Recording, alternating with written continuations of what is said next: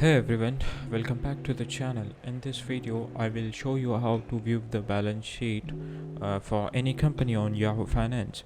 This will be a complete step-by-step tutorial, so follow along with.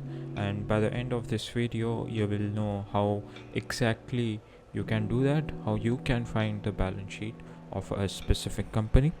First, open the Yahoo application. Whether you are on a phone or a laptop or PC, click on the Yahoo Finance application and open that. After opening, you will see this search option. Click on that. Find your company which you want to see balance sheet. For example, I want to know about Tesla. I will click on the Tesla. Now here you can see the scroll down. After scrolling down, click on the financials, and here use now here quarterly. After clicking on performance, view more.